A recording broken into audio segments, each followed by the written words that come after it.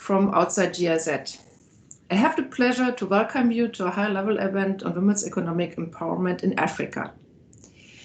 In today's event, we seek to highlight the key role of women's economic equality for achieving development goals. We will reflect on achievements in African partner countries, and we will discuss challenges that women's economic empowerment faces due to the ongoing COVID-19 crisis. On this basis, we want to reflect on how we can further advance data-based support to women's economic empowerment in German international cooperation.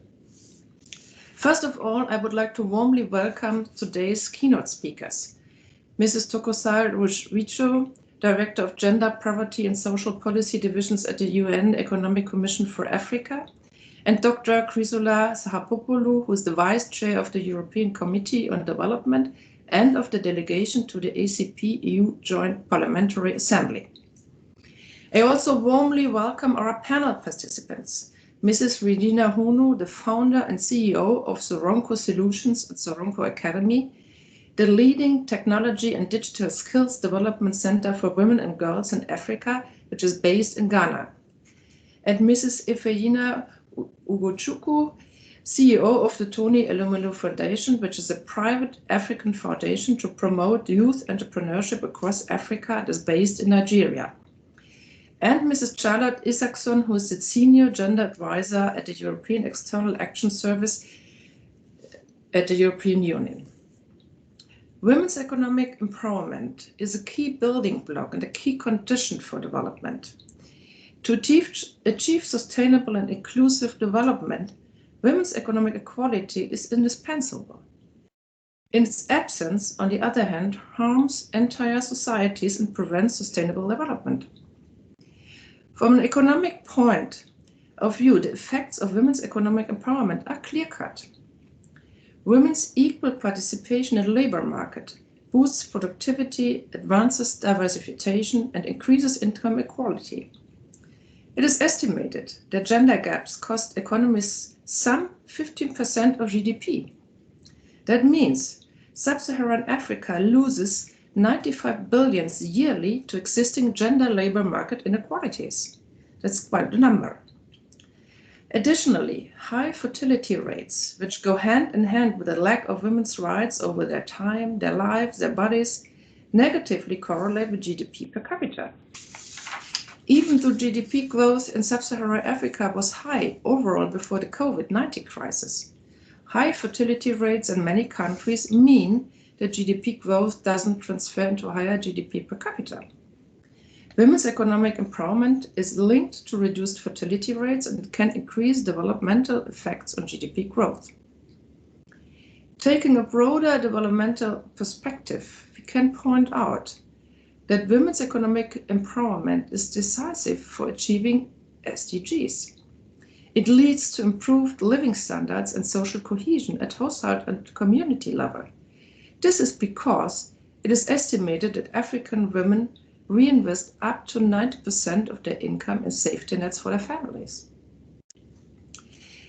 In sub-Saharan Africa, not only in sub-Saharan Africa, but in sub-Saharan Africa, women and men face a world of work that is far from being equal. 70 countries in sub-Saharan Africa have high to very high levels of gender discrimination, while no country has low levels.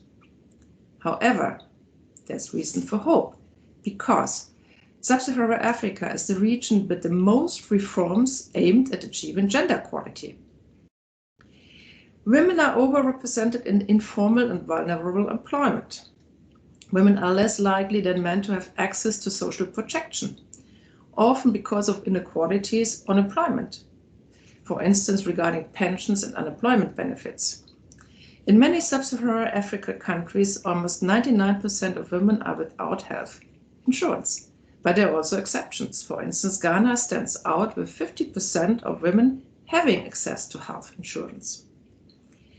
Women are less likely than men to have access to financial institutions or have a bank account. In sub-Saharan Africa, 21% have a mobile account in 2017, but most bank accounts are still owned by men.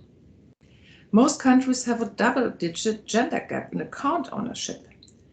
and only little progress has been made in closing these gaps. Some countries with fast growth in account ownership are experiencing growing gender gaps, for instance, Ethiopia or Burkina Faso. The digital divide remains a gendered one. The gender gap in access to the internet was at 34% in 2019, rising from 20% in 2013. But with 27%, Sub-Saharan Africa has the worldwide highest rate of female entrepreneurs. So that's amazing. Yet, the women face more disadvantages running their businesses, and they're more likely than men to run micro businesses. But there's a strong entrepreneurship. Women are constrained from achieving the highest leadership positions. That's not only the case in Sub-Saharan Africa, but also in Sub-Saharan Africa, only 5% of the CEOs, 22% of cabinet members, and 24% of parliamentarians in Africa are women. And finally, violence and harassment in the world of work affects women regardless of age, location, income, or social status. In Liberia, for instance, 20% of the women state that they prefer self-employment over being employed in order to escape sexual harassment. Women in Africa are hit particularly hard by the COVID-19 crisis. This is because the economic impact is harder for women than men, because they are overrepresented in economic sectors that are hugely affected by lockdowns and other corona measures. The informal economy. 75% of the women in Africa are engaged in the informal economy. Women are overrepresented in sectors such as service, tourism, hospitality industries. And finally, the gender digital divide puts women at a disadvantage where government and business services have moved online. Additionally, women's unpaid care work has increased due to schools closures, leading to a reduction in ineffective working time and possible permanent exits from the labor market. There is strong evidence that women's economic empowerment is a precondition for socio-economic development. And for these reasons, we at the GIZ Africa Department are determined to promote gender transformative approaches in our work with the African partners. In this spirit, I welcome you once again, and I look forward to learning from you, to inspiring inputs and to a fruitful discussion and productive discussion. Thank you very much for your attention. Sabine Müller, thank you so much for giving us some of the hard facts and making the case for women's empowerment, especially women's economic empowerment for us just now. I'd like to introduce our first keynote speaker, Ms. Thokozile Rusvisto. Toko, I'd like to take another minute to introduce you, but you're very welcome to switch on. I can see you now. Perfect, thank you. Switch on your microphone. So we've already heard, Toko, you're the director of the Gender, Poverty and Social Policy Division at the United Nations ECA, Economic Commission for Africa. ECA, you're responsible for leading ECA's work in this division on issues such as social protection, gender equality, and women's empowerment, but also employment, youth migration, urbanization, and various other aspects of social development. Your division leads the research and policy support to African member states in the above mentioned areas of work, but also in responding to COVID-19 and putting up measures for building back better. Toko, over the past 40 years, you've held senior positions in various international cooperation organizations, as well as within the government of Zimbabwe and in local NGOs in Zimbabwe, which is your home country. You have profound country and regional experience as a gender expert working on women's rights, gender equality, and women's empowerment. We're very honored to welcome you here today, Toko, as a keynote speaker, and we very much look forward to listening to you. So the floor is yours, Toko. You have 15 minutes. We look forward to your keynote. Thank you very much, Karin. I hope you can bear with me because I'm going to switch off my video. As you can hear in the background, my generator is running because we've it's been raining and electricity is a challenge right now. I'll switch on back after I make my remarks because I don't want to disappear on you. Please bear with me. Okay, here we are. I hope you can all hear me clearly. Distinguished participants, ladies and gentlemen, I wish to start by thanking the organizers for inviting me to this timely panel discussion. Today, I will discuss the economic empowerment of women in the context of COVID-19 and how to ensure that the progress that we've been achieved so far is not stalled, or even worse, it retrogresses. Let me point out that a lot of what I'm going to say has been alluded to by Sabina, but there is importance in emphasis. And also to point out that the challenges that women's economic empowerment and women's livelihoods and women's lives that is being affected by COVID now is not new. It's always been there. It's merely being exacerbated by COVID-19. The COVID-19 pandemic continues to affect the lives and livelihoods around the world, irrespective of whether you are a man or a woman, and we are all living with that. The pandemic and its economic fallout is already widening the existing gender gaps, leading to worse outcomes for women in terms of education, health, well-being, and livelihoods. And I keep emphasizing this, and Sabina did speak to it. One of the measures that has been taken, let me speak about school closures and the effect of education. And you might say, but COVID and education and women's economic empowerment, it's so key and crucial. And one of the measures taken by most governments, African governments, early in the pandemic in early 2020 to contain the spread of the virus was closure of schools to face-to-face instruction, which means instead of the school situation where students were face-to-face or face-to-face with their teachers, this was closed. Currently, schools are completely or partially closed in at least 10 African countries. Education providers then turned to alternative delivery options such as digital tools, TV, radio-based teaching, take-home packages, so as not to interrupt the learning.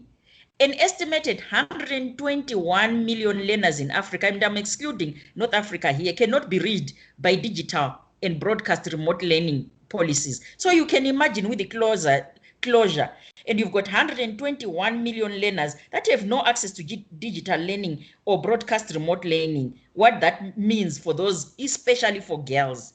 Learners from the poorest households are the most affected by the school closures, as they are unable to access continued learning through online devices or purchase materials for learning at home. Female learners are also disadvantaged compared to their male counterparts in accessing remote learning because of their heavy and higher burden of domestic chores. And Sabina did talk to this, and this is a reality that already girls were living with. So now consider that they are at home. They have no learning. They are not going to school. It means they are taking more and more responsibility for domestic chores.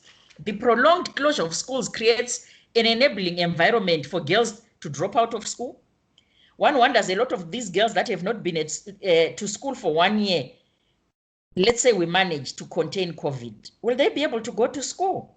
And there is increased child marriages and sex transactions between young girls and older men as a means of economic survival for their families who are already struggling under economic challenges on the continent, now worsened by the inability to go to work. And as Sabina said, the majority are in the informal sector, which has also been affected. Let me give an example. In northern Ethiopia, for example, more than 500 girls have been rescued from child marriage since the closures of the school in March 2020. When the schools were closed because of COVID, look at the number of girls that were then either helped or rescued by government or non-governmental organizations. And I keep emphasizing school closures, and I'll come to that. School closures carry high socioeconomic costs for learners and society as a result of negative educational outcomes, including increased illiteracy, learning losses, delayed graduation, lost labor market opportunities, and not just labor market opportunities, but look at women going into entrepreneurship. These girls were future entrepreneurs. What does this mean when they've dropped out of school? Lower productivity and lower lifetime earnings. In terms of employment, stark gender differences have emerged. Research undertaken by ECA in early 2020 shows that businesses were operating with between 30 to 60% less employees than normal because of COVID. And the sectors that have been mostly affected by the pandemic are those where women are highly represented relative to men as both employees and entrepreneurs. The African aggregate drop in sectoral economic activity was highest in accommodation at 63%, and you know the majority are women there, followed by 42% in wholesale and retail trade, both of which have a disproportionate representative of women employees and employers. And this you can look at across. Let's look at Kenya, where tourism is high, South Africa, and what this has meant with the decrease in accommodation. The collapse in demand for fresh cut flowers is putting the livelihoods of 300 workers at risk in Ethiopia and Kenya. And the majority of the workers in the flower industry, both in Ethiopia and Kenya, are women. In South Africa, 1 in 3 adults who had earned income in February 2020 were no longer doing so by as early as April 2020. With women, young people, Black and less educated South Africans disproportionately affected. In Africa, excluding North Africa, female-led businesses were 70 percentage points more likely to close their businesses than male-led businesses. Across Africa, 90% of employed women are in the informal sector, compared to 83% of men. Women are more often found in the most vulnerable situations, including domestic workers, home-based workers, and contributing family workers, agricultural sector in rural areas where they have limited access to social protection, a few assets, and are less likely to benefit from the stimulus package related to the current crisis. As we know, the majority of African governments have put in stimulus package to support the vulnerable families. Women constitute a significant proportion of informal cross-border trade. Again, we know cross-border trade with the closure of borders has been affected. In the SADC and Mano River Union sub-regions, women constitute 70% of the informal cross-border traders. And I just need to look at SADC with the closure of the borders, for me closer to home, Zimbabwe and South Africa, where the majority of the women that cross the border between Zimbabwe and South Africa to trade are women, and what that meant for the livelihoods and upkeep of their families. Ebola virus diseases show that livelihoods of many business women who relied on cross-border trade to purchase and sell goods, especially agricultural products. And here I'm looking at West Africa, where Ebola hit hard. They were adversely affected as a result of containment measures. We are looking at Ebola. Now, if you look at, you use the similar example to look at the rest of the continent. Sorry, my apologies. Please hold on. Okay. Because of the effect of Ebola, and we look at the harder effect of COVID-19. Now let me look at the burden of unpaid care work. And again, Sabina did talk to this. Further, people's ability to undertake paid work or work the same hours as before are being influenced by what is happening to the burden of unpaid and domestic work of households because of COVID-19. The scaling back of many non-COVID-19 healthcare services and the closure of schools, daycare facilities has resulted in a dramatic increase of unpaid care work within households. Often we tend to look at rural households rather than urban households, but look at the effect on urban households when daycare facilities have been closed down and mothers and young girls are left to carry the burden of caring for the families and the children.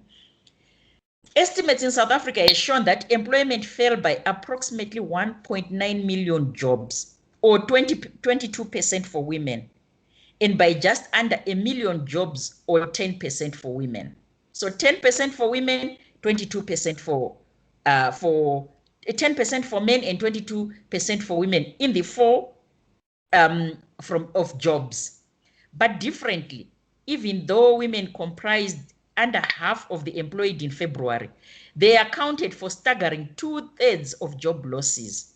However, in all studies that collected data on time spent on childcare, women and girls, and I've spoken to this, shouldered a greater share of additional work. So look at the 22% of women, and I'm convinced that a large majority of those had household chores that then fell on their shoulders.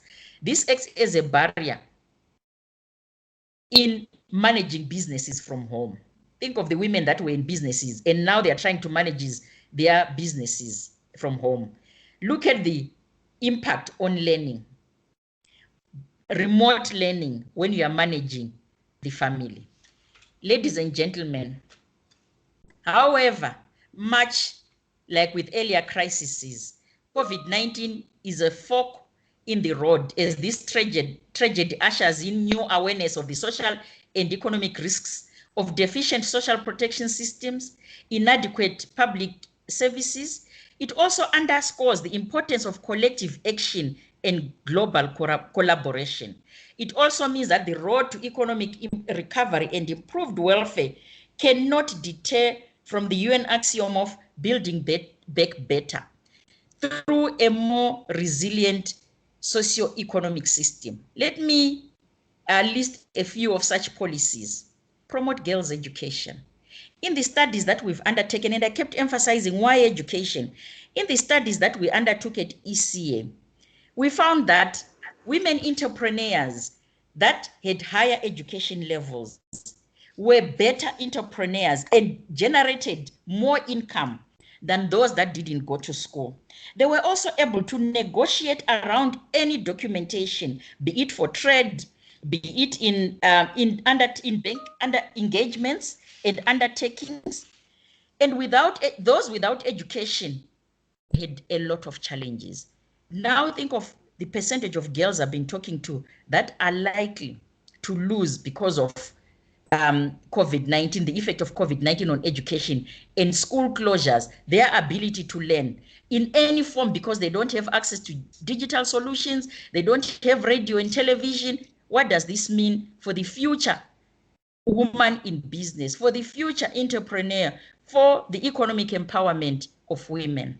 Over the medium term, government should take a number of measures to ensure that the gains in terms of girls' education, and we know Africa had done very well in terms of, they've done very well in terms of, in the SDGs, in terms of access to education for girls, and we are losing this.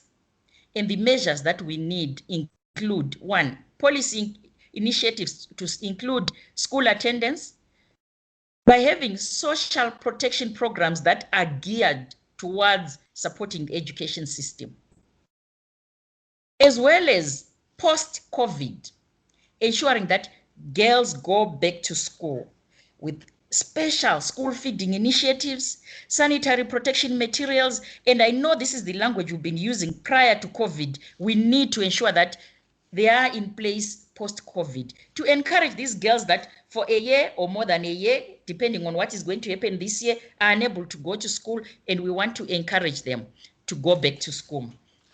Should we open face-to-face schooling?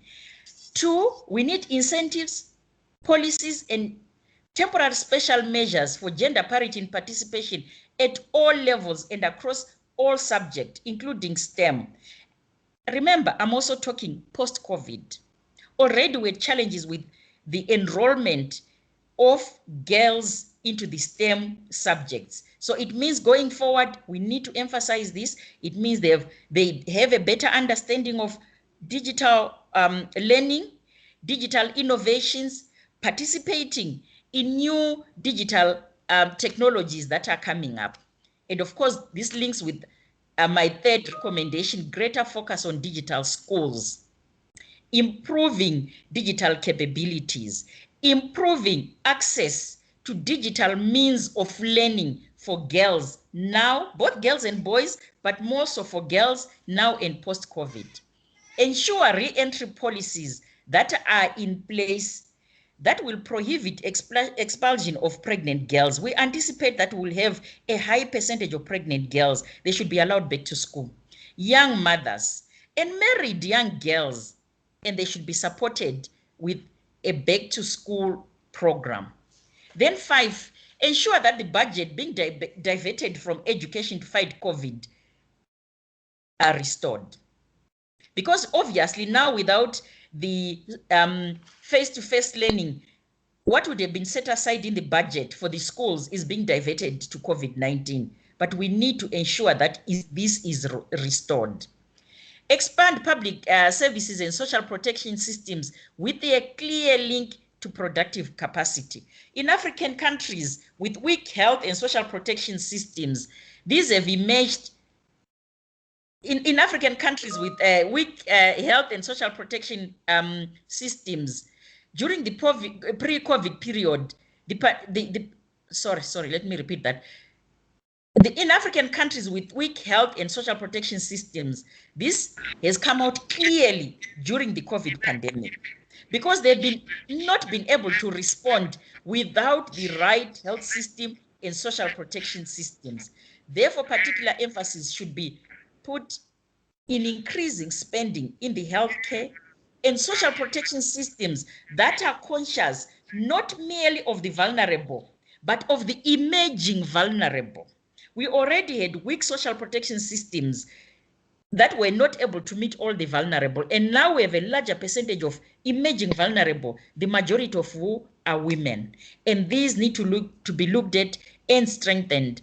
In the studies that ECA did pre-COVID-19 in 5 countries, Nigeria, Mozambique, Kenya, Chad, we recognize that already the social protection systems that were in existence were not well accessed by women and young girls. It is therefore crucial that post-COVID, we revisit the social protection systems that are in existence to ensure that they are accessible and they are easy for women and girls to access. Then the other policy recommendation is to invest in jobs and livelihoods. In the short term, income and employment protection must be accompanied by facilitating a safe return to service occupations with a gender focus, including those deemed essential. I've already been speaking about a safe return that ensures girls can go back to school, but also let's look at a return that ensures that there is investment in facilitating access to income and employment protection for women. The use of digital solutions can ensure that more and more women can go into entrepreneurship that is related to digital solutions. Furthermore, economic rescue measures targeting women-led businesses should be prioritized, including those in the informal sector. Using subsidized and state-backed loans, subsidized inputs, tax and social security payments for deferrals. This is so crucial. We know how the informal sector has been affected. And for the women who are in the informal sector to go back, they need to be supported. The leveraging of the recently ratified African Continental Free Trade Area provides a unique opportunity and is indeed a business blueprint for job creation, and this is where women would benefit. The strategic public-private collaboration of value addition and intra-Africa regional trade of an African continental market, a market of 1.3 billion people, and a $3.4 trillion is therefore imperative for the women to benefit. And for women undertaking cross-border trade to be able to trade from one part of the continent across the other side of the continent and access the 1.3 billion I'm talking about, and the 3.4 trillion that is likely to be provided by the ASCFTA. The other policy recommendation that I'm putting in is improved data collection. Whilst I was preparing and working on this presentation and using the data that we have at ECA, but needing to go beyond that data, it was difficult to get data collected during this period of COVID-19. Therefore, there is need for long-term investment in building data collection capacities, including through civil registration systems. These are so crucial. And ECA is working on strengthening and supporting civil registration that takes into account our needs for gender data and statistics.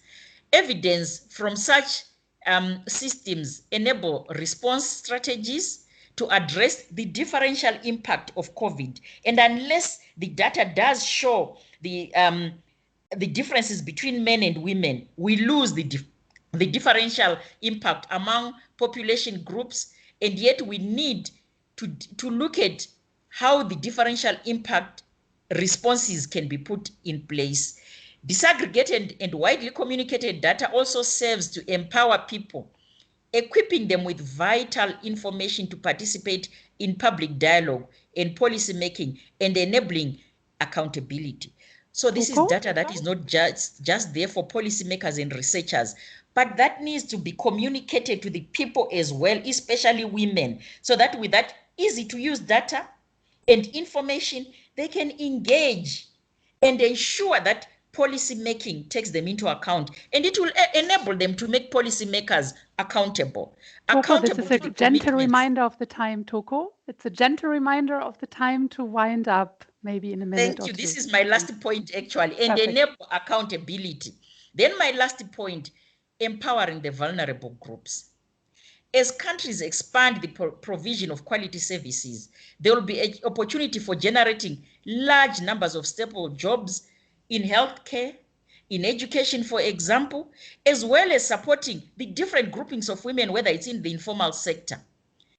As countries implement fiscal stimulus packages and potentially take the opportunity to strengthen green sectors, new avenues of employment will be created, but must be measured with the ability to empower the vulnerable groups, especially women and girls, to be able to ensure that they have access to these jobs and facilities that are provided. Thank you for your kind attention. I know I had a lot to say and had to pick up on points that could be useful for our conversation. Thank you, Karina, and I hope I didn't exceed my time. I think I was right on time. Thank you. Thank you so much, Toko. You were indeed very, very interesting what you had to tell us. And I would like to remind all participants, please feel free to write your comments and questions in the chat, and we'll pick up on some of them after the second keynote. So before we go into Q&A, I'd like to listen to the second keynote, and please allow me to introduce Member of Parliament, Dr. Chrysoula Zacharopoulou. Chrysoula, we can already see you. Perfect, thank you so much. We've already heard from Dr. Sabine Müller. Chrysoula is Vice President of the European Parliament Committee on Development and also of the delegation of the ACP-EU Joint Parliamentary Assembly. Chrysoula, you're a member of the European Parliament, the Renew Europe group, but you're also a member of the Committee on Women's Rights and Gender Equality, FEM, and of the Environment, Public Health and Food Safety Committee. You're a gynecologist by training, born and raised in Greece. And you received your medical degree in Rome, specialized in minimally invasive and robotic surgery in Strasbourg, and received your master degree in health management and policy in Paris. Chrysoula is a very strong advocate, as is Toko, of women's girls' rights. Chrysoula focuses on sexual and reproductive rights and well-being. So she brought forward issues such as the empowerment of women and girls in rural areas, menstrual hygiene and painful menstruation to the Commission on the Status of Women at the United Nations. And Chrysoula was also appointed rapporteur on the Africa-EU strategy of the European Parliament. Chrysoula, we're very honored to have you here as a speaker today, and we look forward to listening to you. The floor is yours. You have 15 minutes. Thank you. Thank you, Karine, and good morning to everybody. So, dear Sabine, dear Toko, dear Ola, I would first like to thank the GIZ for the immense honor of taking part in this discussion, which is, as you said, particularly close to my heart. I also thank Toko for the brilliant presentation, which brought us closer to the realities experienced by African women. So many data, so many reflection, and so many projects that we have to realize together. I speak, as you said, to you today as a member of the European Parliament, as a rapporteur for the new Africa-EU strategy, and also as a rapporteur for the Gender Action Plan, as a women's rights activist, and of course, as a gynecologist. I would like to underline, first of all, the important role of women and girls during this pandemic crisis that we are living, and particularly the contribution of the health workers. But in the same time, the pandemic, it has a lot of social and economic consequences on women's life. COVID may cause 13 million extra child marriages, school dropouts for an additional 11 million young girls, restricted access to contraceptive resulting in millions of unintended pregnancies, sharp increase in domestic violence. So more women than men are losing their job, and 47 million more women and girls will fall in extreme poverty. 2 million additional women victims of FGM. If we do not act, our societies will experience significant setbacks in gender equality. This is true in Africa, as also in Europe, and as everywhere else. Entire generation of women and girls are at the risk of falling victim to renewed violence and discrimination. This entire generation will see their future sacrificed simply because they were born girls in a profoundly unequal world. Women and girls will suffer from the long-lasting consequences of this pandemic and the other pandemics that threaten us. We know it. We have said it many times. Now is the time to act. We, Africa and Europe together, have the means to make a difference. This brings me to my second observation that will be very important in redefining our relations with Africa and for advancing women's and girls' rights. To prepare the European Parliament report on the new Africa-EU strategy, I wanted to get as close as possible to African societies. As the world had just been struck by this cataclysm, which plunged us all into darkness, into uncertainty during the year 2020, I interviewed nearly 200 people in 8 Africa countries, heads of state, ministers, civil society, academia, young people, women and girls, and all shared with me their view of the post-COVID world. The main lesson that I have learned from all these exchanges is the desire of our African partners to put human development back at the heart of the renewed African-EU partnership. More than a renewed interest, there is a desire to get back to basics: health, education, social protection. The fight against inequalities are once again the priority of our societies in search of resilience and solidarity. Needless to say that the fight for equality between women and men must be at the heart of this process, because, as I always say, without human development, no equality between women and men is possible, and half of humanity will remain discriminated against and abused. We will soon be called upon to redefine our societies, to reinvent how to live together, This is a great opportunity that we must seize. We're not starting from scratch. We know what to do. And it's called women empowerment. Everyone will benefit from it. Women are invest up to 90% of their income in the education, food and health of their families, and more broadly of their communities. Economic empowerment of women can help break the vicious cycle of poverty. I'm convinced that more than ever, women will be the key to the radical change that African societies need.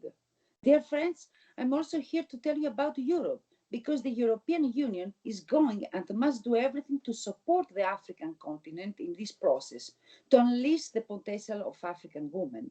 Building this post-COVID world comes precisely at a pivotal moment in the relations between our two continents. We're preparing to redefine our partnership at the next summit.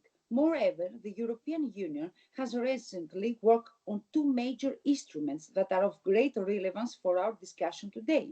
The new Gender Action Plan 3, that aims to fight against gender inequalities all over the world, and the NDICI, which is the financial instrument for all EU external action.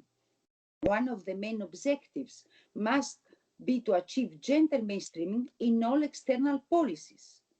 So, dear friends, you get it. It is here and now that change must happen. Let's consider how it should happen. But first, let's have a look at the financial aspect. SDG 5 counts among the least financed SDGs globally.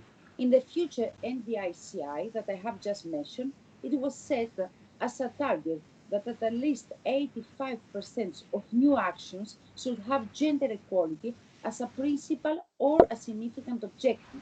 The EU proves that it wants to give itself the means to achieve its ambition when it comes to gender equality, and I hope that it will encourage other donors to follow suit. Now let's see what concrete actions should be implemented on the ground. There are several elements that I believe should be the priority measures of the new GAP and that I would like to share with you. When we talk about women empowerment, we immediately think of women entrepreneurship. It is true that it will be an essential component of the economic empowerment of African women. But economic empowerment goes much beyond than, and the task is not small. To lay the basis that will make this empowerment possible, the obstacles faced by women will have to be removed one by one in all spheres of societies. First of all, economic empowerment must be prevented from an early age, that is to say, through education. And it's clear that from childhood, equality between boys and girls is already compromised. Keeping girls in school must be the first priority, and I would like to address two areas of action in particular that should greatly help in the fight against the dropout of girls: school meals and hygiene infrastructures. We know that daily school meals have a strong impact on the inclusion of girls in education. It increased the enrollment of girls and thus decreased the rates of child marriages. We know also that the lack of access to hygiene infrastructure in schools and the taboo surrounding periods can have heavy consequences on girls' education. In Rwanda, last year, I visited a school that had a separate menstrual hygiene room for girls to be able to change pants and have access to water and their privacy. And this type of project must be replicated wherever there is a need. With school meals, water, shops, separate toilets, and more dialogue regarding the menstruation taboos, we can achieve a lot and strongly contribute to keep all girls in schools. Beyond education, we must also ensure that women are equipped with the tools to fully participate in the economic and financial life of the societies they live in. Again, I would like to share some concrete examples. First, the financial inclusion of women. Women do 2/3 of the world's work, but get only 1% of the credits. This is an illustrative example of the huge gap that exists in terms of women's financial inclusion. I would like to emphasize the importance of digital tools to promote the financial inclusion of women. These digital tools are not only mobile bank accounts, but also applications allowing women to be informed about their rights and economic activities in their communities, for example. Secondly, female entrepreneurship.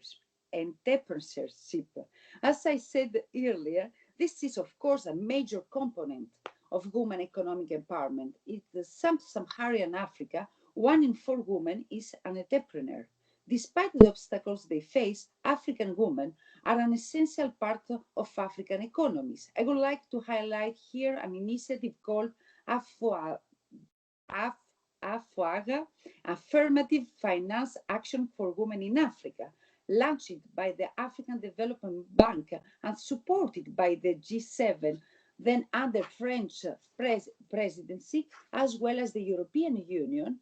AFWAGA's main objective is to work with banks in order to fill the financing gap suffered by African women and to support them in their entrepreneurial activities.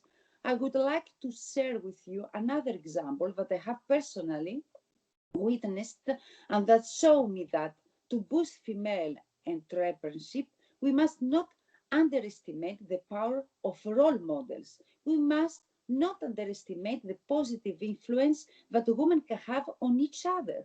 When I was in Ethiopia, I had the opportunity to interact with a women's association that does a tremendous job of training and supporting through financial and support and advise all women. So women who have been able to overcome barriers to entrepreneurship share their experience and train other aspiring entrepreneurs. We must go further in these exchanges, make them possible on a larger scale. We must in particular fully integrate African women entrepreneurs in national and international business forums and allow them to establish networks among themselves and with European women entrepreneurs. We talk a lot about female entrepreneurship, but not all women will become entrepreneurs. We must think of all the other women because they too have the right to be economically independent. Improving women's access to employability will, of course, require working on the mentalities of employers, of husbands, even of women themselves, to boost their confidence and fight self-censorship.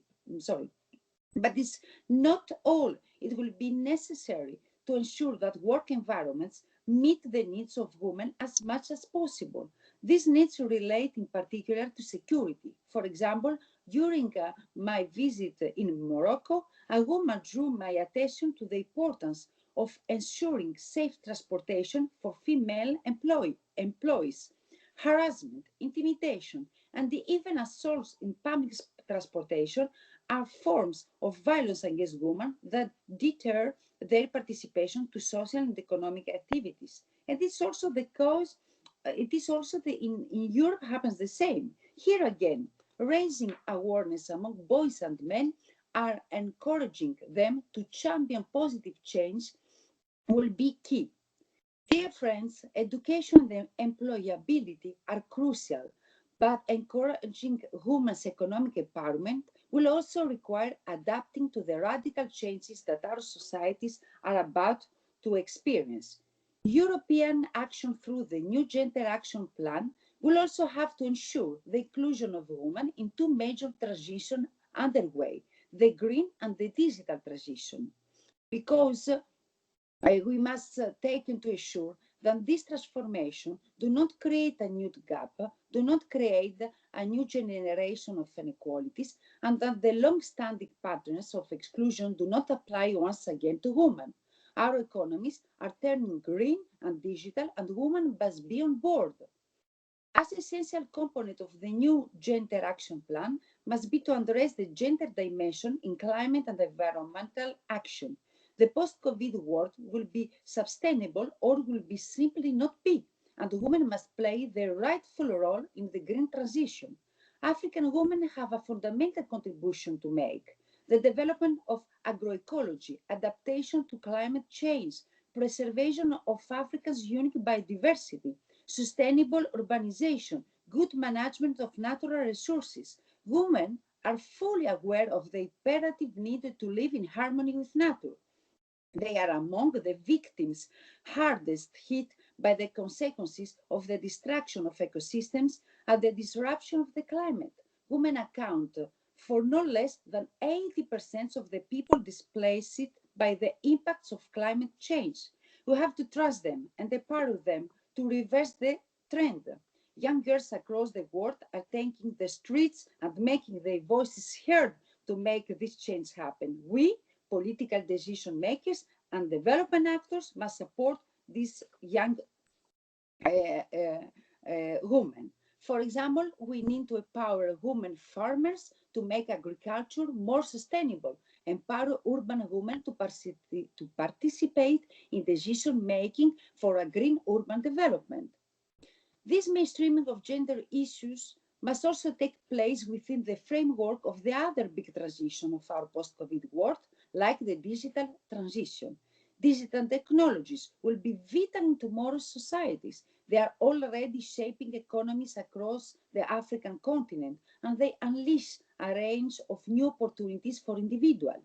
Digital literacy will become essential to reach one's full potential, and again, women must not be left behind. There is a gap between men and women when it comes to digital inclusion, and this gap is widening. To give an example, it is estimated that 165 million fewer women than men own a mobile phone in low and middle income countries. This gender digital gap will strongly limit women's potential, notably on the labor market, as in the future, jobs will require advanced digital skills. Another essential element to fully bring women into the digital world will be to make it safer. Too often, women are victims of harassment, bullying, and cyber violence, which undermines women's trust and confidence in using digital tools. Last but not least, Karim, the last priority measure that I would like to discuss today concerns women's health and more especially sexual and reproductive health and rights. And it is as a gynecologist that I turn to you. Let me be very clear. There will be no economic empowerment of women, no gender equality as long as women do not have the full control over their bodies. It is a sensitive issue, even in Europe. But the lack of access to contraception, the lack of sexuality education, HIV infection, school drops of girls who have become mothers too early, illegal abortion, premature deaths due to early pregnancy, FGM. All this is the reality that millions of girls live, and we will not turn a blind eye to their suffering. The EU, together with the member states, must step up their efforts to ensure equal access to sexual and reproductive health services. Dear friends, all these priority actions that I have outlined to you, I'm determined as a reporter of the European Parliament to promote them within the framework of the new EU Gender Action Plan and also as a reporter of the new strategy EU Africa. So I would like to conclude with one remark. Gender equality should not be an isolated policy, disconnected from the rest.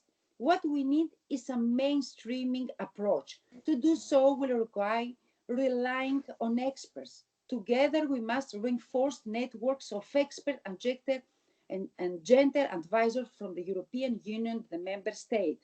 They must communicate on action, but work on results that have been achieved and replicate them elsewhere. Everywhere I have been in Africa, I have seen the excellent work done by the EU, by the GIZ, by AFD, by local actors. The more we will coordinate our action, the more efficient we will be. The more inclusive we are, the stronger we will be. We must come together and involve the men and boys, train the power of the young African generation. The tradition and stereotypes of which women are victims are deeply rooted all over the world. There is a long way to go, but I'm convinced that if our continents work together, there is nothing that can be achieved. And so let me conclude by thank you all once again for participating to this much needed discussion. It comes at the perfect moment. We have seen that these are particularly challenging times for women's empowerment. But some good news does not lie. The time for change is now, has come. A week ago, Miss Ngozi Okonjo-Iweala from Nigeria made history as she became the first woman and the first African to lead WTO, leading all the women around the world to believe that the glass ceiling is finally starting to shatter. So let's make sure that this is only the beginning of a long, long series of success story. Thank you very much to all of you. Thank you very much to GIZ. Thank you. Mm-hmm. Thank you very much, Chrysoula. Thank you so much to both keynote speakers, Chrysoula Zacharopoulou, Thokozile Rusvistu. Toko, maybe you can switch on your video again. We have another Manuel. Could you switch off your video, please? So that we can see Chrysoula and Toko. That would be wonderful. Hi, Toko. Now we can see you, Chrysoula. Thank you so much. So both of you, wonderful, very strong keynote speeches. You've shared an impressive amount of thoughts with us, and you've not spared us. I think the wide range of topics and the also bleak situation with regard to potential pushbacks in women's empowerment that you've risen, that you've spelled out for us, I think have left us with a lot to think about. We had a colleague looking after the chat. I also have questions. I would like to take a few minutes for a Q&A with the two of you.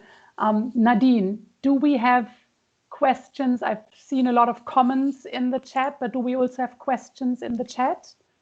Yes, for sure. In the chat, there are, first of all, many words of agreement for Toko's and Chrysoula's point, especially focusing on teenage pregnancies. A comment is that pregnant girls and mothers should be allowed to go to school. And there's a practical example from Ghana where young mothers can go to school with their babysitters or parents so that they can breastfeed. Other comments focus on psychological support for girls, addressing stigma and low self-esteem, and that children from poor households and rural areas do not have funds and equipment to do online learning or even listen to lessons on the radio, and that should be addressed in our response. Another very important comment is the possible unintended negative effects related to the African cultural context that may arise due to economic empowerment, and that we should be ready to deal with them in our programming. Another focus is on gender-based violence, and there Lenora from Zimbabwe asks Toko, GBV cases have risen during lockdowns, with women facing the brunt of it, and what can be done about it, Toko? And then another question to Chrysoula is from Lemesa from Ethiopia, and she asks, women economic status is highly deteriorating due to the COVID-19 pandemic, due to high price increases and civil war in Ethiopia. What should be done to mitigate or reduce these impacts of women? Thank you, Nadine. So maybe we can start with the first question. Chrysoula? Oh, you're still muted. I'm sorry, because I didn't hear the question. The question was about the COVID, the situation in Ethiopia. Is like that? Yes. What can be done to mitigate or reduce the impacts on women? This is a very difficult question, honestly, because you speak about a country and that this is a particular period politically, and of course in this situation I believe that in all the conflict zones, that women are also children are the victims for the violence. For they don't have to eat, they have to move on, and that's why I believe also in the European Union that we have to promote the role that they have as peacemaker, the women, and this is what I can say, and what we are working on European Union, but especially if you ask me a comment now in the Ethiopian, I think that that humanitarian end is very important, and of course it has to protect women against violence. Thank you, Chrysoula. Toko, maybe Nadine, you can repeat the question again that went to Toko. Yes, the question was regarding gender-based violence, that the cases have rise during lockdowns with women facing the brunt of it. What can be done to mitigate these effects?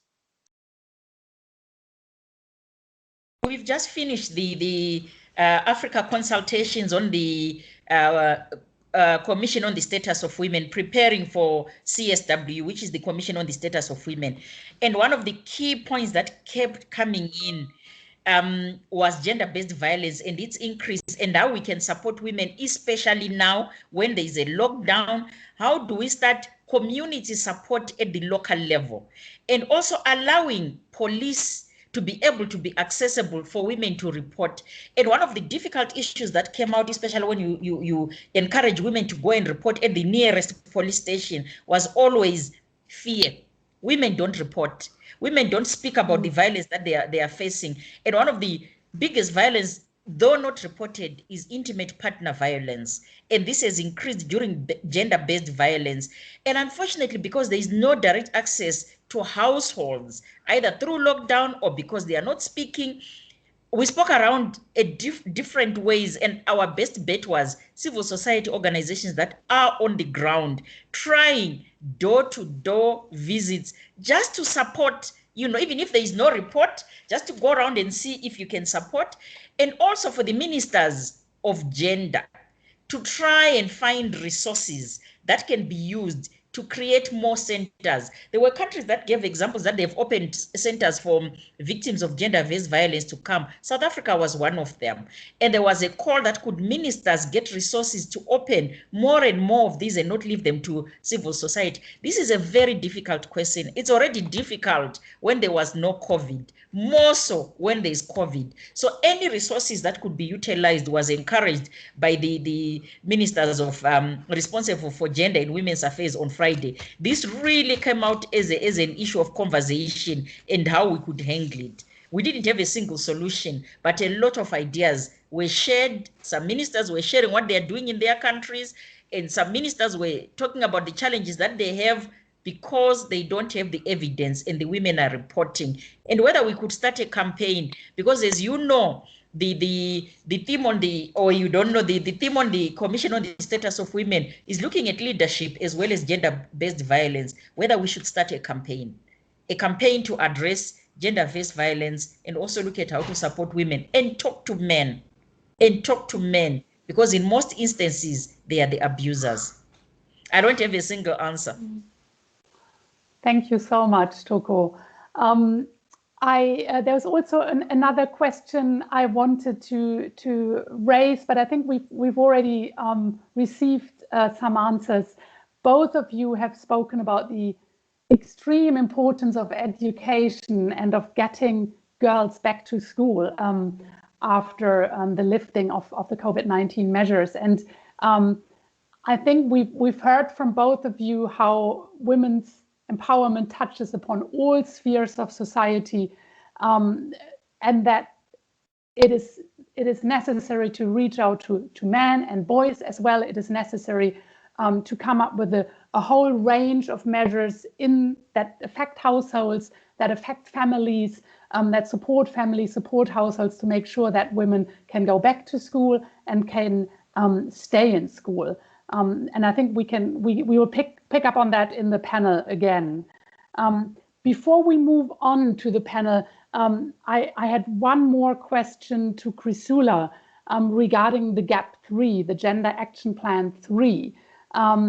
Maybe a quite specific question, and that also alludes to the multifaceted challenges that both of you have spoken to in terms of what needs to be done for women's empowerment. You've spoken about educational systems, about financial institutions, about labor standards, safety on transport systems, social and cultural norms, green transition of economies, digital transformation of societies. All of these spheres have to be tackled to make sure that we don't see a pushback, and to make sure that not half the population, the world's population, is at great risk of exploitation and abuse. So if you look at the GAP3, Chrysoula, how is that instrument going to prioritize in the different countries? Because surely it is almost impossible to equally tackle all those reform areas at the same time. What mechanisms are there to make sure that the right priorities are found in the right context at the right time? You know, the first thing I think it is to make a diagnosis. As you said, this is what I said. It is because there are the same problems also in Europe. You know, in different degree, we have the same challenges, and we can create this post-COVID. Of course, we have the expert who knows the countries and the realities of the country. You can see also in the European Union, not all the countries have the same progress regarding women's situation. So the gap is the opportunity just to make the diagnosis and to put all the instruments, and with the NDCI, with the money that will come from the European Union, we can realize. For me, we have to be flexible, because when we visit the countries, as Toko said, every country has different challenges. It is the priority that the European Union with the country has to define and to say what is the priority, because of course we cannot achieve everything, because different countries have different also priorities, and there are some countries that they are more advanced in one thing than others.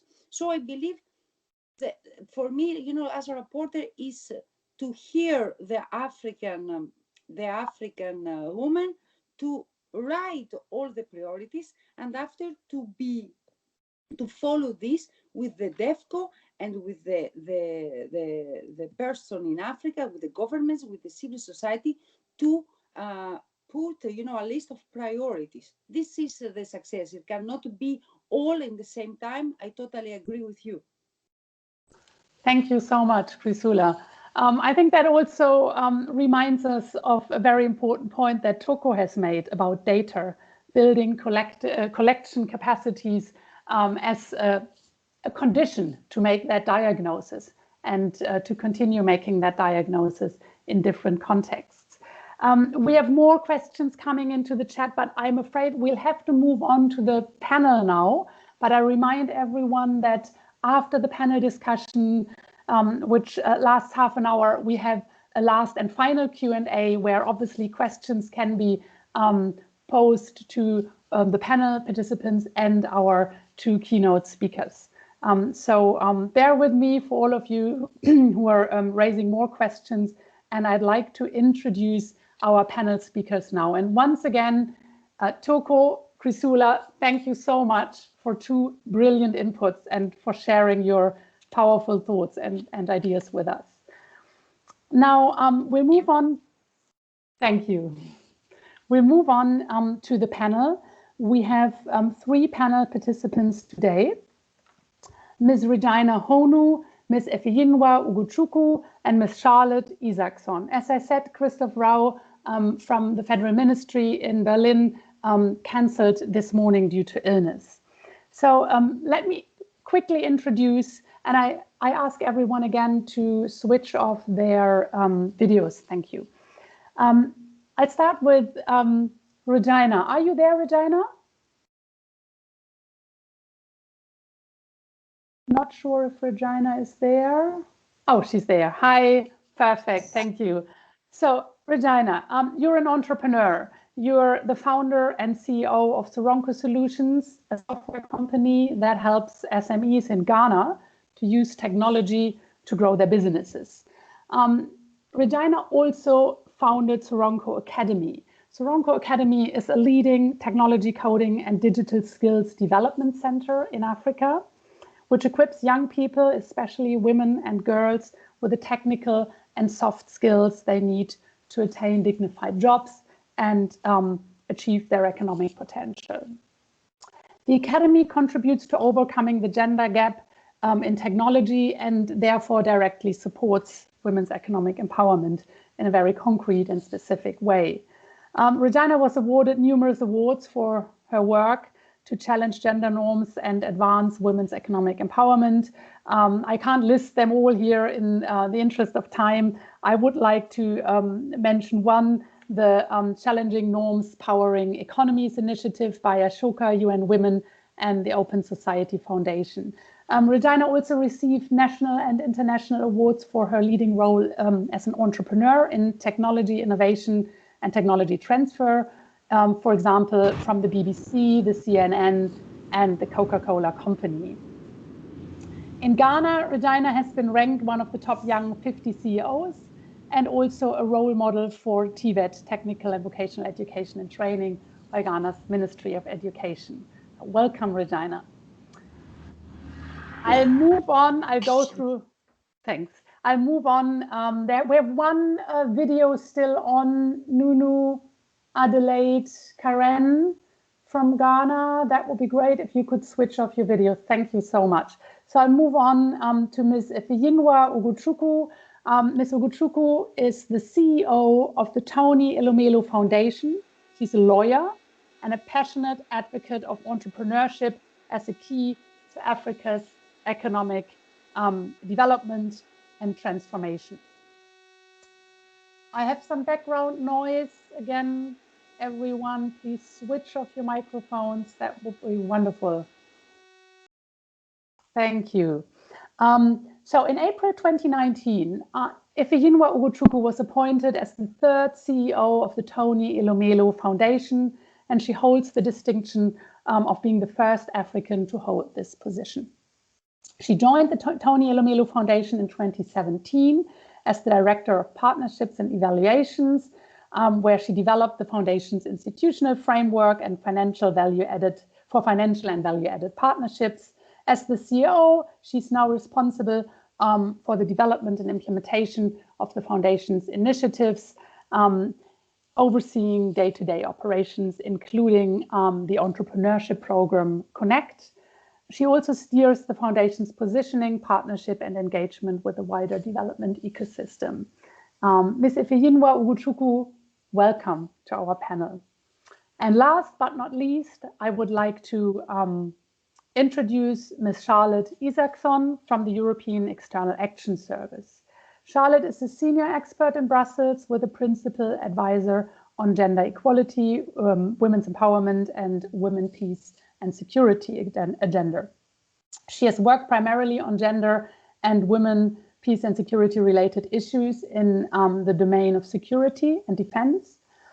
She was gender advisor to the NATO Commander Supreme Allied Commander Europe, SACEUR, and functional manager for the integration of gender perspectives with Allied Commander Operations NATO at Supreme Headquarters Allied Powers Europe, or SHAPE. Charlotte's main work has focused on gender equality and integration of gender perspectives, including the UN Security Council Resolution 1325 on women, peace and security, and related resolutions on conflict-related sexual violence. Charlotte has a higher military education, and she also holds advanced degrees in sociology and international relations from Lund and Cambridge universities. Charlotte, I very much welcome you to our panel. It would be wonderful if you could all switch on your all three panel participants could switch on your microphones. Ifeyinwa, Charlotte, Regina, so our participants can see you. Hi, Charlotte. Nice to see you. Hi, Ifeyinwa. Nice to see you. Thank you for joining. I would like to start with a question for Regina Honu.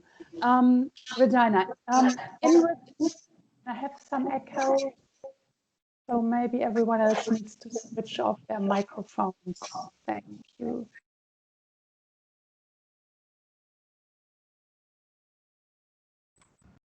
You're muted. We can't hear you. I'm sorry about this. Thank you. I would like to start with a question for Regina. Regina, in response to COVID-19, the government of Ghana was able to implement support measures very quickly. But we all know the budget constraints are significant, and the measures were unsurprisingly largely focused on basic support, such as temporarily providing free electricity and water to some households and to local firms, or covering the cost of mobile money transfers for smaller amounts, or also social protection measures such as distributing food parcels to the most vulnerable households. Now, as elsewhere in Africa, gender-sensitive measures were really not a focus of these rescue packages in Ghana, despite the fact, as we've heard from our keynote speakers, that women are overrepresented in economic sectors that were hit hardest by the lockdowns. And against this background, and also against the background of the multifaceted challenges that women and girls face that we've just heard about, how did you adapt your business model to these new conditions? Bronco Academy continues to successfully support women, to reach women in these times of crises. Thank you for that question. So when the pandemic struck, it was really a lot of uncertainty. And working with women and girls, we understood that we really had to figure out how do we continue to engage and support them. So we pivoted our organization from just doing face-to-face trainings or engagements to doing digital or online. We also understand that when it comes to digital and online, there are several barriers. Cost is a barrier, access to resources is another barrier. And then with the increase of household chores during the COVID-19 pandemic, it was very difficult for women to even find time to engage in these activities. What was interesting was when things went online, education went online, information was online, the appetite, work was remote, the appetite from these women increased because they realized that they would be left behind if they didn't have these digital skills to be able to connect and engage.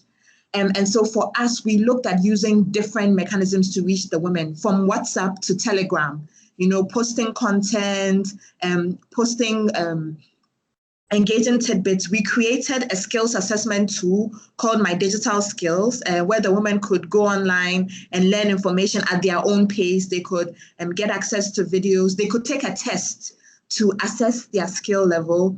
We also had e-counseling. This is where we had psychologists on a phone where the women could call in, and have somebody to speak to, because we understood that it was a difficult, uncertain time. And we also understand that there were instances where some women may be in the same space as their abusers. How do they deal with these kinds of things? How do they sort of get permission to even take part in online sessions and all of that? So the e-counseling was a very key component. So really for us, it was pivoting online. But that said, there was still a huge gap. So as soon as lockdown was lifted, we had to open the academy and allow the women to come and use the space 24/7 so that, they could catch up.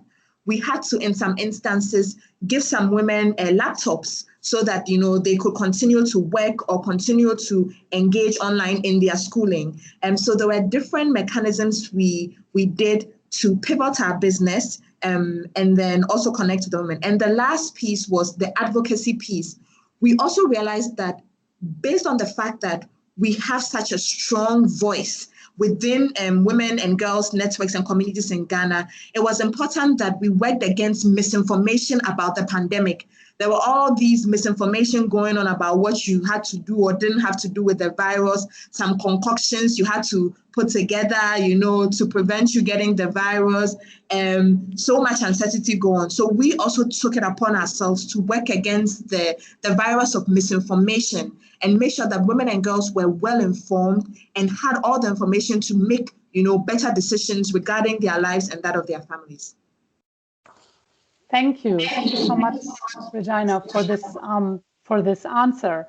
Very interesting to hear that not just the cost for data and access to devices were things that you had to tackle. I think your points of it was important for women to find the time, and it was important for women to receive e-counseling, emotional support, and also to roll out an advocacy campaign and fight misinformation. I think 3 very important points that really remind us and that reflect what we just heard from the keynote speakers in terms of the necessity to really run a holistic approach, even though we are talking about economic empowerment today and participation in economies.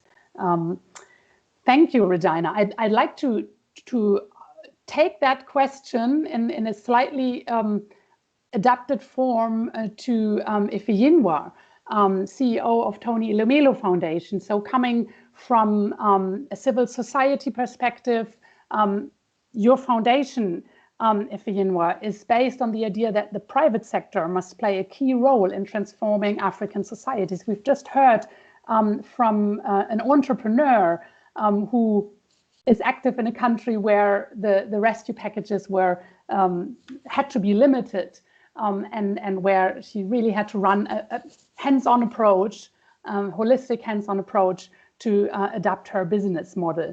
Now, if we look at Tony Elumelu Foundation, your philosophy of Afri-capitalism as a key factor for transforming African economies includes key principles for inclusive and sustainable development, such as the promotion of entrepreneurship, one of your major activities, and the idea that value-added growth is necessary, local value creation is necessary, and multi-generational development. It seems that addressing inequality then, as one of the key crises of our times, seems to be a central component to make Afri-capitalism work. Now, your foundation has trained, mentored, and funded a large number of young African entrepreneurs across the continent, I think across all 54 countries. The foundation also provides capacity building, support, advisory, and market linkages to a large number of Africans through digital networking platforms. So in some ways, your business model was already well adapted to the COVID challenge in some ways. Despite these impressive achievements, the Foundation's entrepreneurship program in 2015, the last numbers that we have available right now, counted 3/4 male and only 1/4 female entrepreneurs.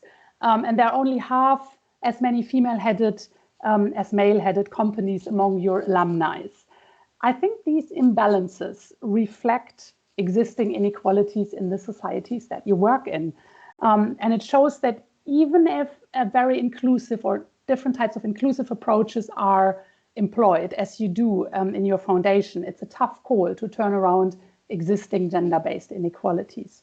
So if Afri-capitalism is based on the idea of pushing value-added growth in African societies, and significant value creation will obviously need to utilize the full potential of African societies, how, looking into the future and the current situation as well, how concretely is the foundation going to tackle those institutionalized existing structures of gender-based inequalities in the societies that you're trying to reach? How are you going to tackle that imbalance? So I'm going to jump right into the meat of it. This is probably a point I would have left at the last, but I think you were very direct in the question, and you're right. When we started the program in 2015, we already knew that gender inclusivity was a very important part of what we do. And we started from the beginning to really get the information out there to women that this opportunity exists, because we know that Africa, particularly as compared to other continents, there are traditional and cultural barriers to women engaging in entrepreneurship. And so when we started in 2015, we had just about 20 29% participation by women entrepreneurs. And so we push the envelope, especially in Northern Africa, where religion is a major barrier. And today we have about 35%. But truly, that is not okay for us. So with over 9,000 beneficiaries who have received our proprietary 12-week online training program and the $5,000 seed capital, as well as mentorship to start their business, to prove their concept, and to begin the entrepreneurial journey. Out of that 9,000, just over 3,000 are women. And that is just not enough, because we all know that when you empower a woman, you empower a nation. We all know that the African woman is a major pillar in the economic development of Africa. And so this year, we are going to double that amount. So from 2015 to 2020, we have done just 3,000 women. This year alone, we're going to, in conjunction with our partners, the European Commission, EU DevCo, we're going to train, fund, and mentor 3,000 women for 2021 alone. And I think this is a testament to the fact that now is the time. The COVID-19 pandemic has shown us how fragile our systems are. And with the feedback from one of our panelists, from one of our keynote speakers, who talked about the fact that Ngozi Okonjo-Iweala's appointment as the head of the WTO as the first woman and the first African is simply a testament to the cataclysmic movement for empowering women entrepreneurs in leadership positions. And we must not miss this opportunity. And that is why we are taking that step as part of our COVID-19 relief efforts in the Tony Elumelu Foundation, that in 2021 alone, 3,000 additional women will be empowered. That's doubling the numbers that we did in 8 years. And so we have seen reports from McKinsey that states that the female economy is the largest emerging economy, with a potential to contribute $12 trillion to the global GDP by 2025. But this will not just happen if we are not deliberate about our intervention. And looking at Africa, World Bank has shown in studies that in Africa is the foremost region where more women than men participate or choose to participate in entrepreneurship. Africa is the only region where women make up 70 to 90% of the workforce. They earn less than 40% of the income and own less than 10% of the property.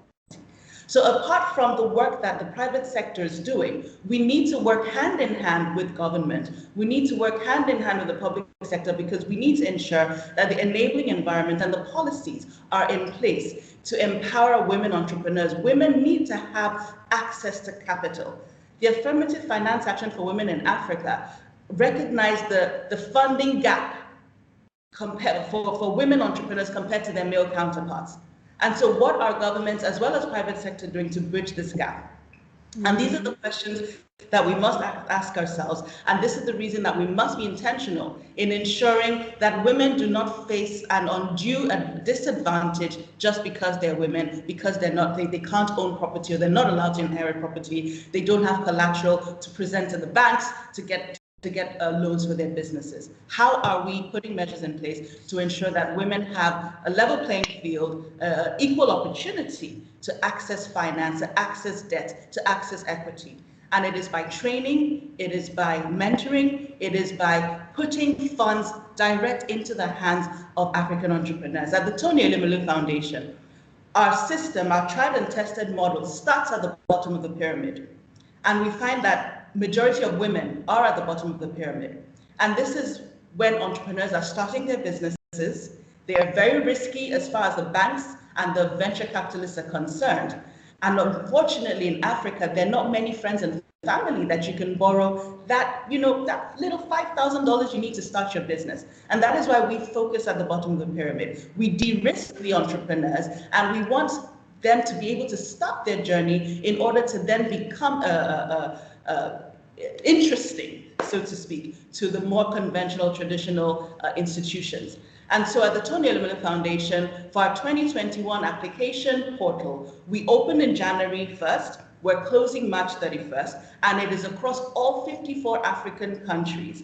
Last year alone, we had 216,000 applicants to the program, and we are looking to ensure that more women have the opportunity to start their business, to grow their businesses, especially in light of the COVID-19 pandemic. Whereas Regina mentioned, women have been hit the hardest because their workload has doubled, because you are not only working as a teacher, a homeschool teacher, your chores at home have tripled because everyone's at home, eating 3 times the amount they used to eat before. And this is the reality, but her commitments at work hasn't changed. But the good thing about digitalization is that she can wear both hats. For the first time, women can wear both hats, but we need to make sure they have the connectivity. We need to make sure they have the infrastructure, the electricity that they need to leverage these opportunities that are available.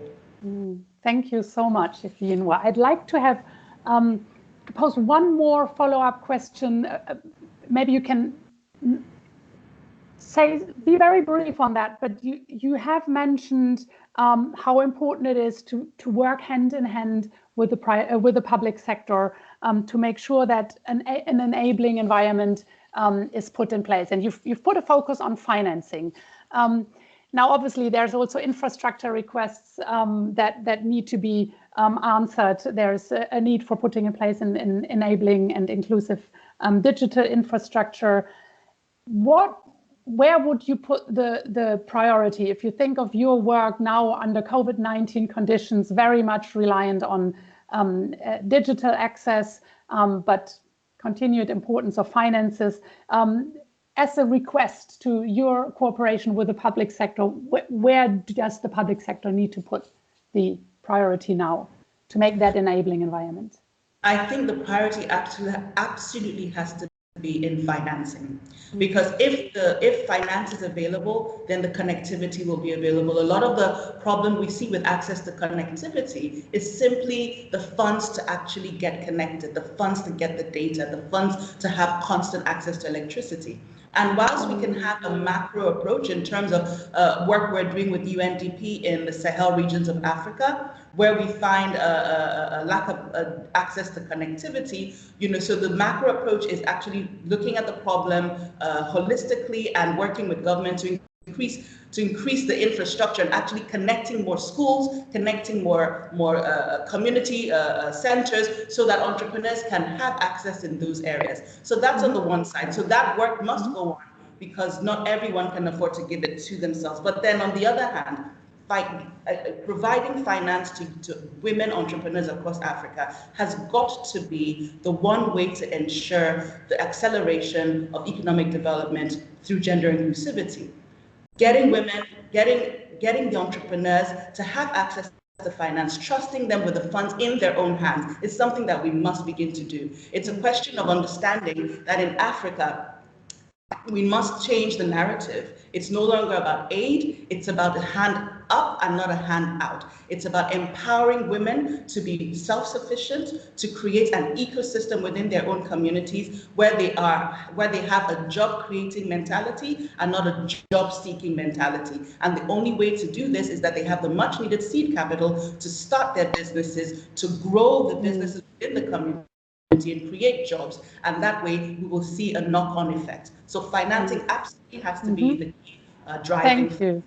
Thanks, Ifeyinwa. I think that shows us once more that COVID-19 is not a game changer. It's an accelerator of already existing trends, and there are a number of basic issues that have been important before COVID-19 and that are becoming much more important now, and that we have to kind of keep working on those rather than maybe spending so much time on looking for new points. Now, Charlotte, I'd like to turn to, we've heard from the private sector, we've heard from one of the largest foundations promoting entrepreneurship in Africa. Now, I'd like to shift the focus to the public sector and to the role of international actors.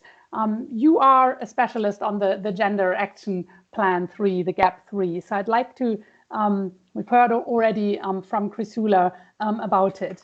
And Chrysoula mentioned that the GAP 3 promotes a very comprehensive approach to mainstreaming women's empowerment and gender equality issues to new policy areas. But when we think of what Ifeyinwa and Regina just told us, the question that arises really is also that of involving local actors. How is the GAP 3 going to make a difference? It's a very broad and global framework. But we are trying, and there are global problems, but there's also very specific country contexts, thinking of all these different societal spheres that we've now talked about. How is the GAP 3 going to make sure to work with the right local actors to tackle the right issues in all those different country contexts? Are you still muted, Charlotte?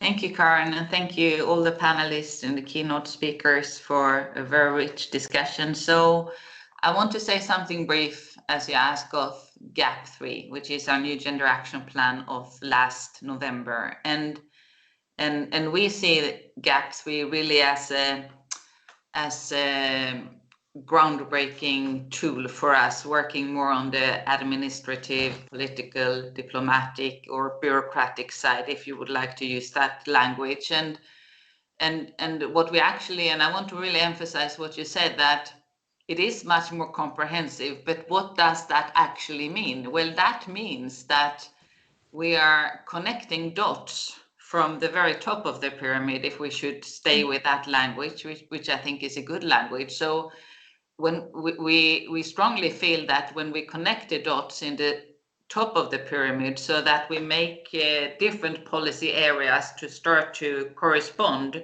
and that we can work more focused and with one voice and with one coordinated and coherent, strong message politically, financially, and technically in our support, we will also be much more effective. So GAP 3 is, as was said, of course, development cooperation and aid, international partnerships, humanitarian assistance, neighborhood policy, the climate and green transition issues, peace and security, foreign policy, the digital transformation, and trade, just to mention a few. So we really made a big emphasis to include all European Union external policies, and that, I just want to say one thing briefly about that, because that in itself is a very helpful action also in a capital as Brussels, for example, because also it brings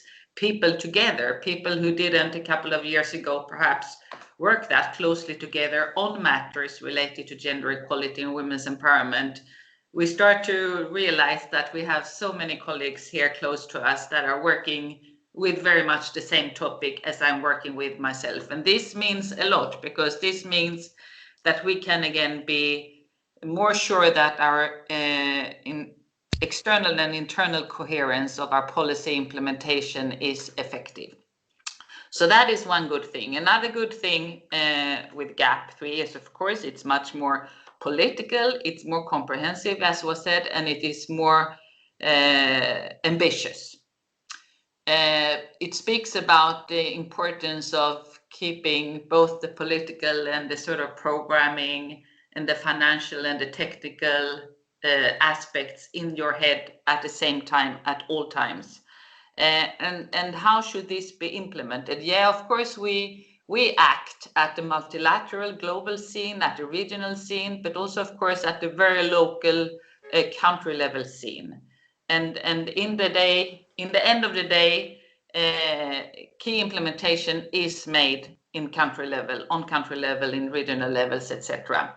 So one thing and one new feature in Gender Action Plan 3, which we already see actually very positive effect from, because we are approached by many of our European Union delegations as we speak, is that we ask the delegations and all European Union actors who are deployed in different country or regional contexts to take the Gender Action Plan 3, which is again a very comprehensive, a very big document, and not every detail is as applicable in all different places. So you really have to operationalize that. You have to take it on board, and you have to think, okay, so what does this mean for us in this particular country context, for example?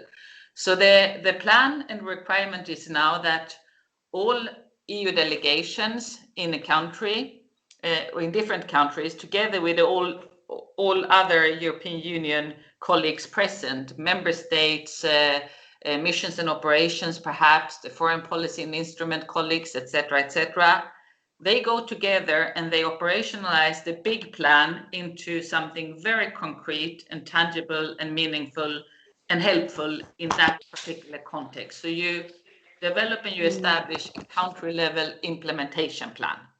And you do that together. You do that together, as I said, with all the present European Union actors, which will facilitate coordination and coherence and effectiveness. But also you do that together and in close dialogue with local partners, both from the public and the governmental side, like it could be, for example, a gender equality machinery, if there is such a thing in place in the particular country, but of course also other partners and actors that are critical for the achievement of gender equality and the improvement of women's empowerment, as, for example, private sector and in particular civil society actors. And of course, you asked the question, I would like to just briefly touch upon that in the end. So how do we make sure that a dialogue and communication and consultation is made with the relevant actors where we are deployed? Yeah, that can be a challenge because, of course, to engage in over a big country, a big region, if you have connections, there might be blind spots. We know that, but I think what is important to just remember is that the ambition is crystal clear, that a dialogue and consultation should take place with all present and relevant actors, and this means that the policy is open door. So even if there might be friends and colleagues working on gender equality and women's empowerment out there who did not yet take part in this type of consultations and dialogues, this is a really strong and clear message I would like to send, that the door is open, and if you haven't yet, I don't know, received an invitation or whatever, there are probably 100 very natural good reasons for that, but the door is open, and you can always come yourself and knock on the door or invite yourself, because that's our very clear requirement and ambition. Thank you. Thank you so much, Charlotte, for that insight into the GAP3. I think it's very good to hear about open doors and to get that message across. It's also excellent to hear that GAP3 is comprehensive, political, and ambitious. That's the three main points you called it. Now, with regard to operationalizing it in countries, I'm sure that naturally will be that area of work where a lot of different questions will arise. As we have listeners from many different African countries right now, I'd like to use the last couple of minutes of this event to look into the chat and to see what questions we have here. We certainly have questions to Regina on the comprehensive support that Soronko Academy gave, but maybe also some more questions from in-country perspectives. Nadine, maybe for the interest of time, we will please don't read out the comments. Everyone can see them and read them, and just focus on questions you've selected for us while monitoring the chat. Thank you. Yes, yeah, the first question is to Regina from Belti from Togo, and she asks, what was the most efficient solution in your area against the misinformation about COVID? And then the second question goes to all panelists from Anne Caroline from Lesotho. And she asks, how do you see the role of the private sector in gender-based violence prevention? And in this regard, what is the expectation towards development partners and international organizations to address the nexus of women's economic empowerment and gender-based violence prevention? Thank you so much. Now let's start with Regina question on misinformation campaign. Okay, so for us, I think the most efficient way was providing access to credible sources of information. So where people could keep going to get their facts right. We also got some cool animations from some content creators who had created these animations on COVID to educate children and women on what to do. And then the last piece was having a dialogue, so that where people had questions, they had a place to go and we could direct them once again to credible sources. And I think the last piece was the fact checking. So there were several online platforms that did a lot of fact checking on rumors or information that was going out there. And so they could get up to the minute fact checking on the trending rumor. So we would point them to those resources online so that as soon as there's a rumor circulating, you can quickly go and fact check and know that that's not true. Thank you so much. Thanks, Regina. I think your example from Ghana has really shown us how it's not sufficient to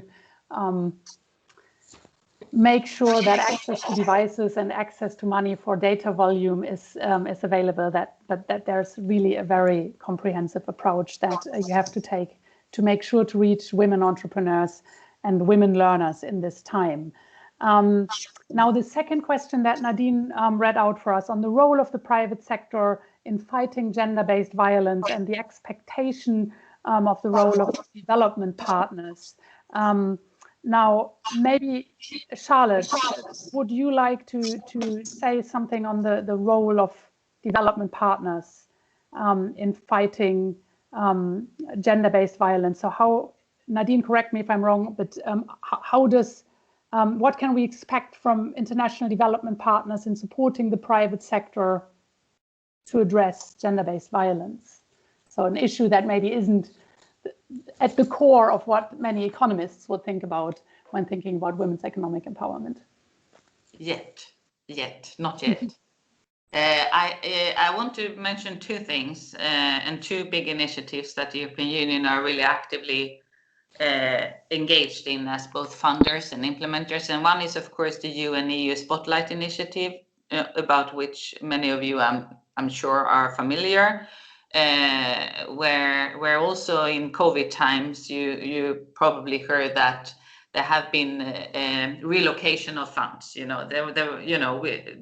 Colleagues, they looked through the programs and the projects and made some relocations to also be able to respond to additional challenges faced by the COVID situation, not solely necessarily on gender-based violence, which also was mentioned before, but on the whole, but of course including gender-based violence. So I think this is an example of how partners actually act, and it might not be one of those things that you will read about on a website, or here there will be no big headlines, but it's this quite bureaucratic work that is actually taking place. And the second thing is, of course, the Generation Equality Forum, where the European Union is a part of one of the 6 action coalitions, the one on fighting and ending gender-based violence against women and girls.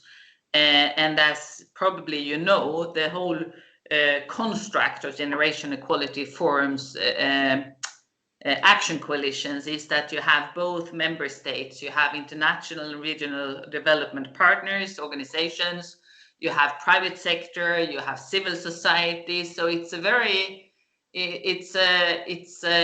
innovative way of working, where actually all these experiences and competencies and knowledge bases are acknowledged as critical to be able to finally eliminate violence against women and girls. And I think the inclusion of private sector in Generation Equality Action coalitions is one example and one proof of that this thinking has been growing, and this understanding is now here, as different from perhaps a couple of years ago. So we are very optimistic to see what we can actually achieve with this more comprehensive, not only thematically, but also in terms of who we work together with.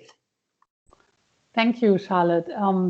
Thanks. I think you've mentioned a very important point with regard to different actors working together, something that Ifeyinwa has also alluded to when emphasizing how important it is to work hand in hand as a foundation with not only obviously the private sector, but also the public sector, and that we need that coalition of different actors to tackle these comprehensive problems.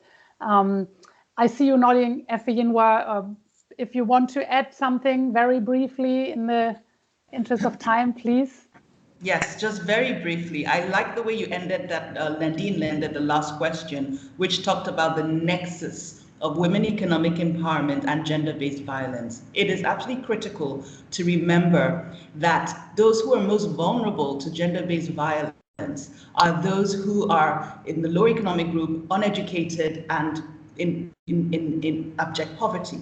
And so we need to know that to really tackle this problem, we cannot run away from the fact that women who are poor, women who are uneducated are more susceptible, not just them, but their children and their female children. And so a two-pronged approach. One, educate the girl child.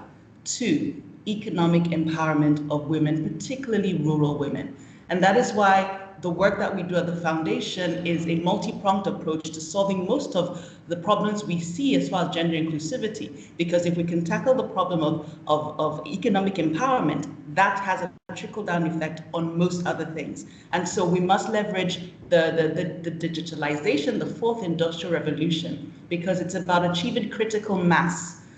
Through digital technology, we can reach thousands, if not millions of women. We can educate them, we can sensitize them, we can empower them. And that is the model that we have cracked. And that is why we continue to advocate, to work with policymakers, government, international development, finance institutions to bring about this intervention, especially in the wake of the COVID-19. Critically, let's not lose the gains we made in the last 10 years. Thank you, Ifeyinwa. I like the way from you and from several other speakers today, we've been reminded that digitalization is a chance, even though we're seeing rising gender-based inequality and access to digitalization in Africa. Now, I would like to finish this, this very interesting and productive discussion with a final 1-minute question to all three of you. And please stick to the minute or even less. Just maybe also a personal question. The question is now, as inequality is widening, not exclusively, but certainly between women and men, girls and boys, as we go through this crisis, how are you in your own work and within your organization, and this can be a very personal reflection, going to address rising gender-based inequality today or tomorrow or next week? How are you going to keep this in your everyday work? Regina, maybe I can start with you. Just a very quickly. So right now we're scaling the work that we're doing. We're running across 12 regions, doing digital skills training for women in hard to reach areas. Personally, what I'm doing as my contribution is I'm actually going to all these regions to talk to these women, to provide them examples and role models, and to connect with them to find out how we can continue to engage, especially women in these rural, hard to reach communities, because everything is concentrated in the capital. So that is my personal contribution in the organization. Thank you, Regina. Charlotte, just a quick. I continue together with colleagues to make sure that we put the ear to the ground and to listen to the, so to speak, real people in real places and not necessarily headquarters, to make sure that what we do is actually based on real needs and real requirements, because when you sit in a capital, it's quite impossible to know what is most important. So we promote very actively a up approach from the bottom of the pyramid to inform and influence the top of the pyramid. And there we have started, but we still have some homework to do. Thank you, Charlotte. Thank you so much for that insight. Last but not least, Ifeyinwa, very briefly. So I'm just going to end with 2 quick examples of female beneficiaries of the Tony Elumelu Foundation. So we have Juliet in East Africa. She is the CEO of Kumili Fashionability. And before COVID, she used to export her fashion items to Poland and Germany. With the COVID-19 disruption, that stopped. What did she do? She pivoted. She was able to start manufacturing biodegradable, reusable, and washable face masks, and she dedicates 50% of her profit to giving out these face masks free to those who can't afford to buy them. We have Nora in Morocco, North Africa, and Nora had a workshop that reaches out to female entrepreneurs to teach them how to make themselves more marketable and knowledgeable in terms of growing their careers. With COVID-19 pandemic, she couldn't host these physical workshops. What did she do? She pivoted and she began hosting online workshops, and now she's reached 2,500 women in Morocco and is partnering with the health ministries to spread information around the COVID-19 pandemic. So I use these 2 examples because for us, the work that we do at the foundation, we want to create millions of Juliets and Noras. And that is something that we are targeting for the next 10 years to working with our partners, with governments, and with international development organizations. Let's empower millions of African women. Thank you. Now, I think we've had 2 hours of incredible insights, and I'd like to thank all of our speakers. I'd like to thank Thokozile Rusdisto. I'd like to thank Chrysoula Zakharopoulou. I'd like to thank Ifeyinwa Ugochukwu. I'd like to thank Regina Hono, and I'd like to thank Charlotte Isaacson for being here with us, for sharing their time with us and sharing their insights with us. I hope one day we can all invite you in person when this crisis is over. And until then, I hope that we will continue on this path. We will maybe just as a quick note, we will at GIZ have a GIZ-wide Gender Week starting next week, where we will also discuss what has been said during the past 2 hours. I thank Sabine Müller, our Director General, for hosting this event, for making it possible, and for continuing to promote the topic of women's empowerment and gender equality at the GIZ Africa department. Thank you so much, and all of you have a great week. Thank you. Bye. Thank you. Thank you. Bye-bye. Thank you. Bye. Thank you. Thank you, Toto. Thank you. Thank you. Bye. Bye. Thank you. Bye. Thank you. Bye. Bye. Thank you very much. Bye. Thank you. Bye-bye. Thank you. Bye.